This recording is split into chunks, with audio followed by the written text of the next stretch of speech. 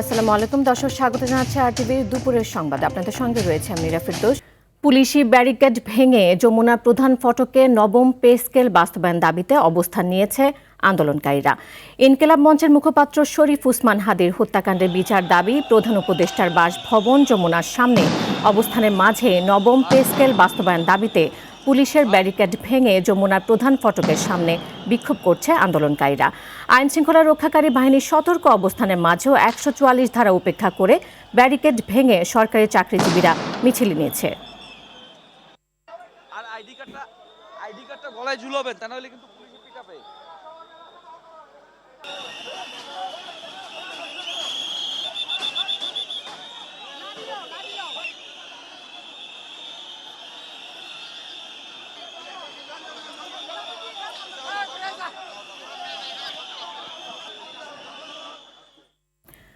দর্শক, যমুনার সামনে থেকে এই মুহূর্তে সরাসরি যুক্ত হচ্ছেন সহকর্মী মোহাম্মদ সাইম।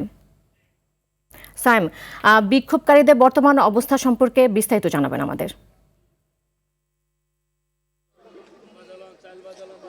জি নীরা, আজকে সকাল 11টা নাগাদ নবম পে স্কেল বাস্তবায়নের দাবিতে সরকারি কর্মচারীরা কিন্তু মিছিল নিয়ে হোটেল ইন্টারকন্টিনেন্টালের মোড় থেকে পুলিশের যে ব্যারিকেড রয়েছে সেই ব্যারিকেড ভেঙে কিন্তু তারা যমুনার দিকে প্রবেশ করেছিলেন এবং সেখানে কিছু সময় পুলিশের সাথে তাদের কথাবার্তা বাকবিতণ্ডা হয়। এক পর্যায়ে কিন্তু পুলিশ যখন অ্যাকশনে যায় ঠিক তখনই কিন্তু টিয়ার শেল, সাউন্ড গ্রেনেড এবং জলকামান নিক্ষেপ করে তাদেরকে ছত্রভঙ্গ করে দেওয়া হয়।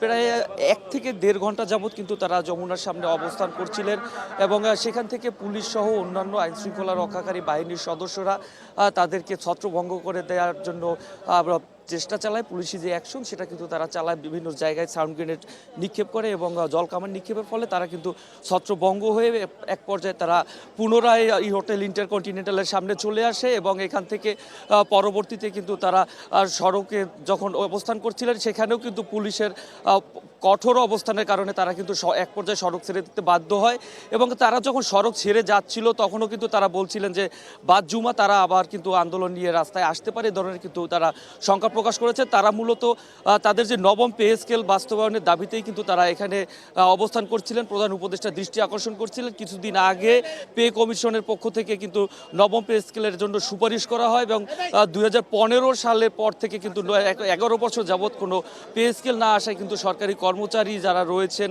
তারা বিক্ষোভ করেছেন এবং তারা যে আন্দোলন সেই আন্দোলন চলমান থাকবে বলেও কিন্তু আমাদেরকে জানিয়েছেন। এই মুহূর্তে কিন্তু যমুনার সামনে এবং তথা হোটেল ইন্টারকন্টিনেন্টালের সামনে কিন্তু পুলিশের নিয়ন্ত্রণে রয়েছে এবং রাস্তাঘাটের পরিস্থিতি কিন্তু স্বাভাবিক রয়েছে। রাস্তাঘাট কিন্তু শাহবাগ থেকে বাংলা মোটর পর্যন্ত কিন্তু সড়কে যান চলাচল বন্ধ ছিল, এখন কিন্তু সেটা স্বাভাবিক রয়েছে। এই ছিল আমার কাছ থেকে যমুনার সর্বশেষ। নীরা। জি সাইম, আপনাকে অসংখ্য ধন্যবাদ। ত্রয়োদশ জাতীয় সংসদ নির্বাচন সামনে রেখে আজ বিকেলে নির্বাচনী ইশতেহার ঘোষণা করবে বিএনপি। দলটির চেয়ারম্যান তারেক রহমান আনুষ্ঠানিকভাবে এই ইশতেহার ঘোষণা করবেন। ইশতেহার ঘোষণা অনুষ্ঠানে সভাপতিত্ব করবেন বিএনপি মহাসচিব মির্জা ফখরুল ইসলাম আলমগীর। অনুষ্ঠান পরিচালনা করবেন দলের স্থায়ী কমিটির সদস্য, নির্বাচন পরিচালনা কমিটির চেয়ারম্যান নজরুল ইসলাম খান। দলীয় সূত্রে জানা যায়, এবার নির্বাচনী ইশতেহারে বিএনপির ঘোষিত 31 দফা, জুলাই সনদ এবং তরুণ ভোটারদের আকাঙ্ক্ষাকে সর্বোচ্চ গুরুত্ব দেওয়া হয়েছে। অনুষ্ঠানে দেশের বিশিষ্ট নাগরিকদের পাশাপাশি ঢাকায় নিযুক্ত বিভিন্ন দেশের রাষ্ট্রদূত, হাইকমিশনার এবং আন্তর্জাতিক সংস্থা ও কূটনৈতিক প্রতিনিধিরা উপস্থিত থাকার কথা রয়েছে। প্রিয় সাংবাদিক বিএনপির সংগ্রামী মহাসচিব জনাব একাদশ জাতীয় সংসদ নির্বাচন 2018।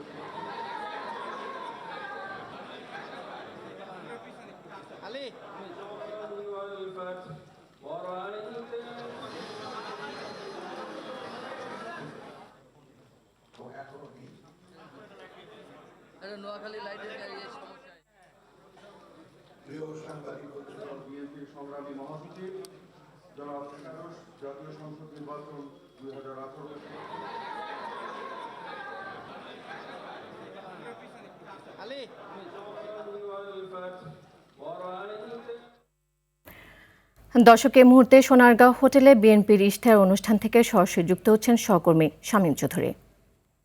শামীম, বিএনপি নেতারা অনুষ্ঠানে যোগ দিয়েছেন কিনা, এছাড়া সেই সঙ্গে এবারে ইশতেহারে কোনো চমক আছে কিনা জানাবেন আমাদের।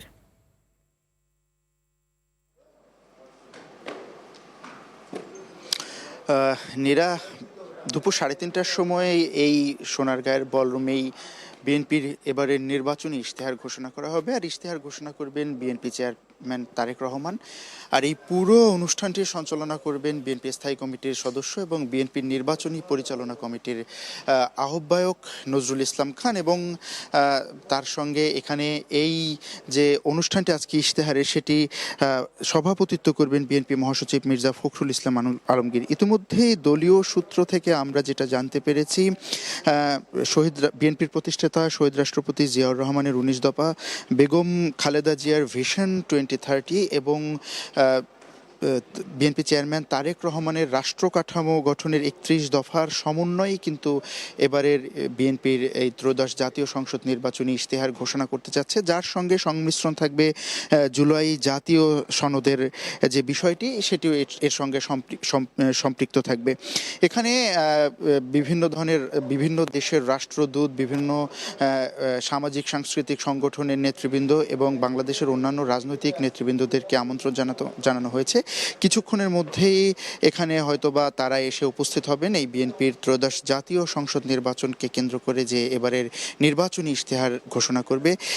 এখানে বিএনপির যে স্লোগান আগে থাকতেই বলা হয়েছিল, বিএনপি চেয়ারম্যান তারেক রহমান বলেছেন সবার আগে বাংলাদেশ, সেই স্লোগানকেই কিন্তু প্রতিপাদ্য বিষয় হিসাবে রেখে এবার নির্বাচনী ইশতেহার ঘোষণা করা হয়েছে, যেখানে ফ্যামিলি কার্ড, কৃষক কার্ড, শিক্ষা, স্বাস্থ্য সহ 8টি বিষয়ে গুরুত্ব দেওয়া হবে। তো নীরা, এখন পর্যন্ত আনুষ্ঠানিকভাবে ইশতেহার ঘোষণা করা হয়নি। 3:30 নাগাদ বিএনপি চেয়ারম্যান তারেক রহমান নির্বাচনী ইশতেহার ঘোষণা করবে। এই ছিল এই সোনারগাঁ থেকে সর্বশেষ। শামীম, আপনাকে ধন্যবাদ।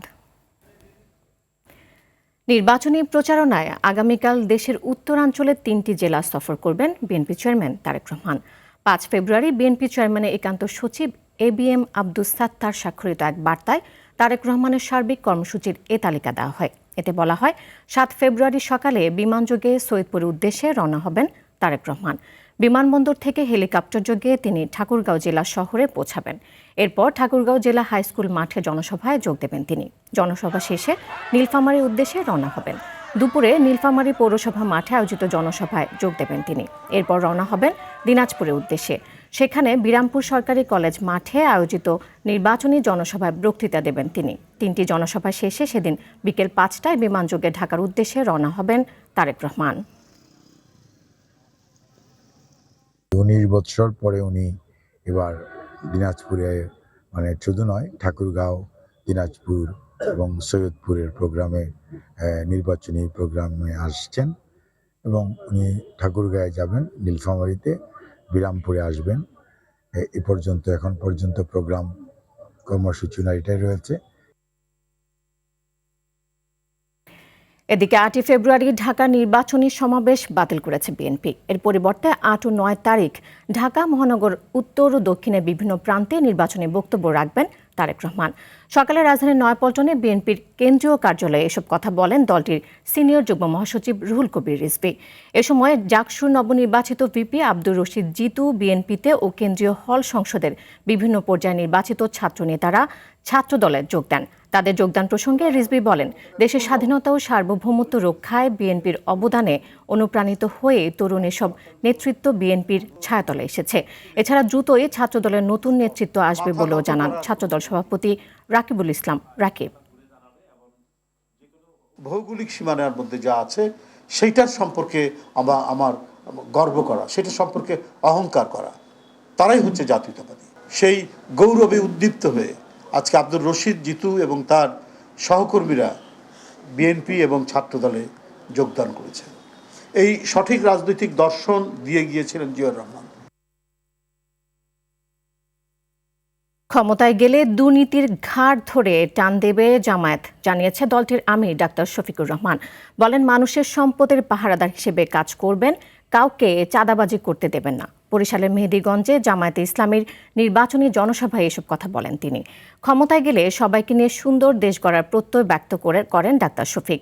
স্বৈরাচারী সরকার বিদায়ের পর দলের পক্ষ থেকে কারো বিরুদ্ধে কোনো প্রতিশোধ নেওয়া হয়নি। বরিশাল অঞ্চলের নদী ভাঙন সমস্যা সমাধানে আশ্বাস দিয়ে ডাক্তার শফিক বলেন, সঠিকভাবে বাঁধ নির্মাণ ও নদী সংস্কার করলে 10 বছরে এই অঞ্চলের দৃশ্যপট পাল্টে যাবে। এরপর পটুয়াখালী বাউফল উপজেলা পাবলিক মাঠে নির্বাচনী জনসভায় জামায়াত আমির বলেন, 54 বছরের রাজনীতি জাতিকে শুধুই ফ্যাসিবাদ আর বৈষম্য উপহার দিয়েছে। এ সময় তিনি বলেন, গণভোটে হ্যাঁ পরাজিত হলে জাতির ভাগ্য ফের গোলামীর জিঞ্জিরে ফিরে আসবে।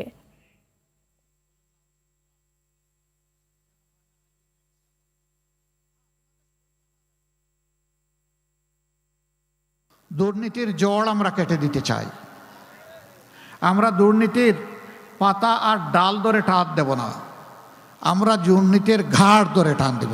রাঘব বোয়াল, গডফাদার, মাফিয়া এরা থাকবে আইনের দরাছোঁয়ার বাইরে, আর ওই যারা সিসকাচুর তাদেরকে আনবেন আপনি আইনের আওতায় শাস্তি দেবেন, এটা চরম অন্যায়। নির্বাচনী জনসভায় অংশ নিতে আগামীকাল সিলেট যাচ্ছেন জামায়াতের আমির ডাক্তার শফিকুর রহমান। বিকেল 3টায় সিলেটের ঐতিহাসিক আলিয়া মাদ্রাসা মাঠে জনসভায় প্রধান অতিথির বক্তব্য রাখবেন তিনি। তার এই সফর ঘিরে উচ্ছ্বাস বিরাজ করছে জামায়াত ও 11 দলীয় জোট নেতা কর্মীদের মাঝে। সমাবেশস্থল সাজানো, মঞ্চ নির্মাণের কাজ শেষ পর্যায়ে। ব্যানার ফেস্টুনে সাজানো হয়েছে গোটা নগরী। হবিগঞ্জ শহরের নিউফিল্ড মাঠে নির্বাচনী জনসভায় বক্তব্য রাখবেন তিনি। মৌলভীবাজারের কুলাউড়াতেও নির্বাচনী জনসভায় বক্তব্য রাখবেন জামায়াতের আমির। এতে কঠোর নিরাপত্তা ব্যবস্থা রেখেছে আইন শৃঙ্খলা বাহিনী।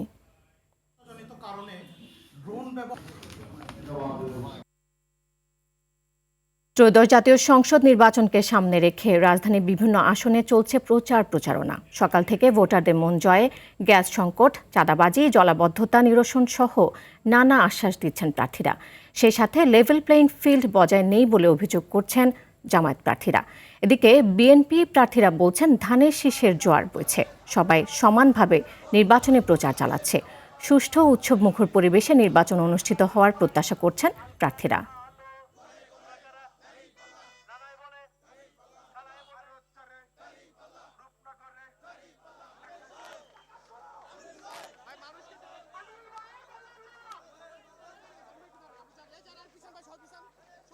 সুষ্ঠু নির্বাচনের মাধ্যমে তাদেরকে ভোটাধিকার প্রয়োগের মাধ্যমে একটি দায়বদ্ধ সরকার নিশ্চিত করতে চায়, কারণ আমাদের এই ঢাকা 4 সিটি কর্পোরেশনের অন্তর্গত কোনো রকম নাগরিক সুবিধা এলাকার মানুষ পাচ্ছে না।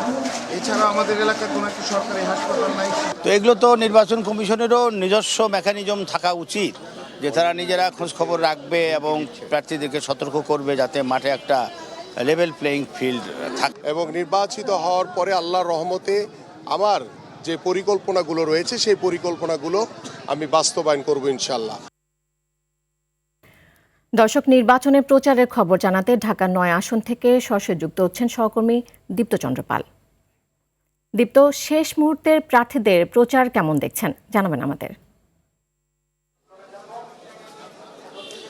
নেরা, আপনি জানেন যে এই নির্বাচনের আগে আজকেই কিন্তু শেষ শুক্রবার। তো এই শুক্রবারে সবাই কিন্তু সরকারি ছুটির দিন এবং জুম্মাবার হওয়াতে জুম্মার নামাজ শেষে মুরব্বীদের দোয়া নিয়ে আবারও কিন্তু কিছুক্ষণ পরে যে তাদের গণসংযোগ এবং প্রচার সেটি শুরু করবেন। আমি এখন রয়েছি ঢাকা 9 আসনে, সেখানে বিএনপি মনোনীত প্রার্থী হাবিবুর রশিদ হাবিব, তিনি কিন্তু কিছুক্ষণ আগে উত্তর বাসাবোতে গণসংযোগ করেছেন এবং গণসংযোগ করার পরে তিনি এই যে ওয়াহাব কলোনি বাসাবোতে তিনি নামাজ আদায় করেছেন, জুম্মার নামাজ। কিছুক্ষণের মধ্যে আসলে তিনি নামাজ শেষ করে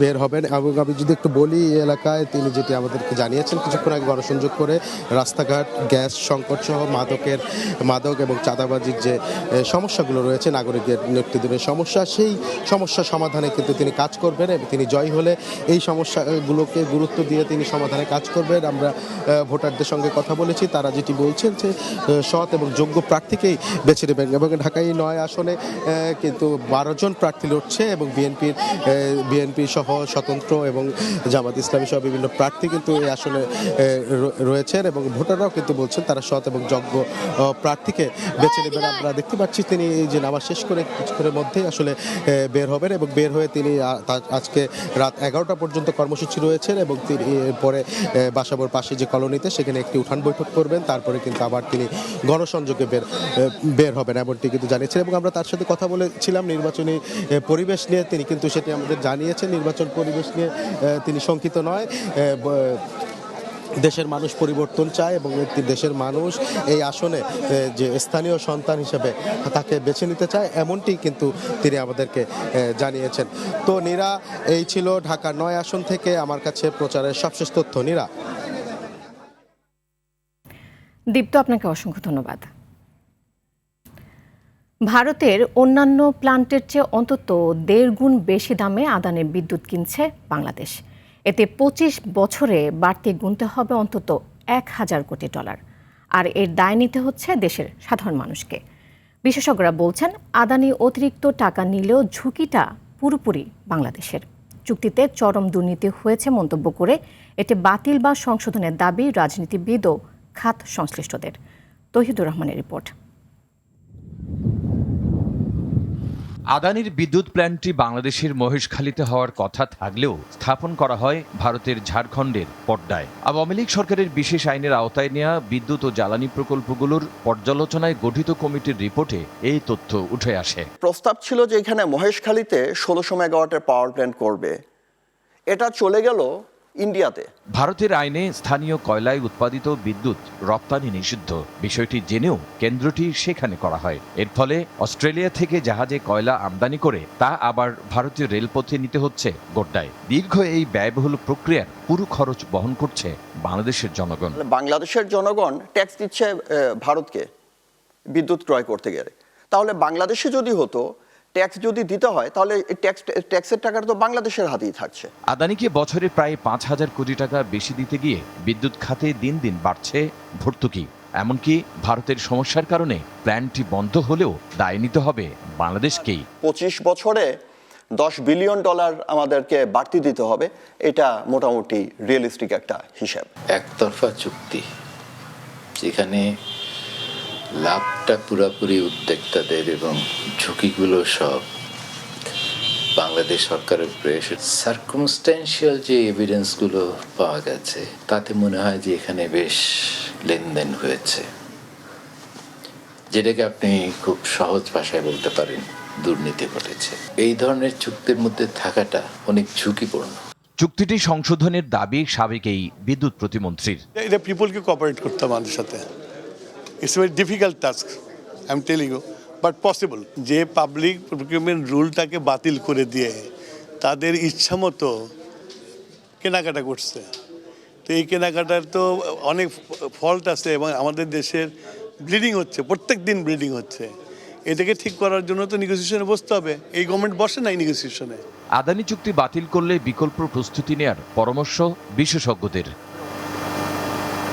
তৌহিদুর রহমান, RTV, ঢাকা। চাঁদপুর 4 আসন ফরিদগঞ্জে নির্বাচনী প্রচারকে কেন্দ্র করে দুই পক্ষের সংঘর্ষে অন্তত 20 জন আহত হয়েছে। বৃহস্পতিবার বিকেল থেকে সন্ধ্যা পর্যন্ত উপজেলার বিভিন্ন স্থানে দফায় দফায় এসব সংঘর্ষের ঘটনা ঘটেছে। এই ঘটনায় 2 জনকে আটক করা হয়েছে। এই ঘটনায় এলাকায় উত্তেজনা ছড়িয়ে পড়লেও পরিস্থিতি নিয়ন্ত্রণে আনতে উপজেলা সহকারী রিটার্নিং কর্মকর্তা সেটু কুমার বড়ুয়ার নেতৃত্বে সেনাবাহিনী, পুলিশ ও বিজিবি মোতায়েন করা হয়েছে। তিনি জানান, যে কোনো পক্ষ থেকে লিখিত অভিযোগ পেলে আইনগত ব্যবস্থা নেওয়া হবে। দর্শক, দুপুরের সংবাদ এ পর্যন্তই। জেলার সংবাদ বিকেল 4:45টায় দেখার আমন্ত্রণ রইল। এতক্ষণ সাথে থাকার জন্য ধন্যবাদ সবাইকে।